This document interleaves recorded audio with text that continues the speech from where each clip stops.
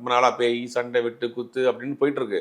நம்ம ஆடியன்ஸ் வந்து ஒரு குழந்தைங்க ஃபேமிலியோட பார்க்குற ஆடியன்ஸு ஒரு ஜாலியாக ஒரு பொழுதுபோக்கா ஒரு காமெடியாக ஒரு படம் பண்ணணும்னு நினைக்கிறார். அதுக்கு இவர் சரியா இருப்பாரு. இவர் சரியா இருப்பார்னோடனே இவர் தயங்குறார். ஆக்சுவலா சுந்தர்சி அவர் ரஜினி தயங்குறார். ரஜினி அவர் கதை முடிவு பண்ணல, டெக்னீஷியன் முடிவு பண்ணல, நெருக்கடி இருக்கு இல்லையா, நெருக்கடியை சமாளிக்கிறதுக்கு ப்ராஜெக்ட்ல ப்ராசஸில் இருக்குங்கிறதுக்காக லாக் பண்ணுறதுக்காக கமல்ஹாசனுடைய பிறந்தநாள் அன்னைக்கு என்ன பண்ணுறாங்கன்னா 3 பேரும் நிற்கிற மாதிரியான ஒரு ஃபோட்டோவை போட்டு படம் வந்து ப்ராசஸ் அப்படின்ற மாதிரியான ஒரு விளம்பரம் கொடுத்துறாங்க. உடனே என்ன பண்ணுறாங்கன்னா கதை ரெடி பண்ணணும்ல, ஈஸியாக இருக்கக்கூடிய ஐடியல் பீச்னு சினிமா டிஸ்கஷன் ஃபுல்லாக அங்கே தான் நடக்கும். ஐஸ்வர்யா தான் வந்து கோஆர்டினேஷனாக இருந்திருக்காங்க, மீடியேஷனாக இருந்திருக்காங்க.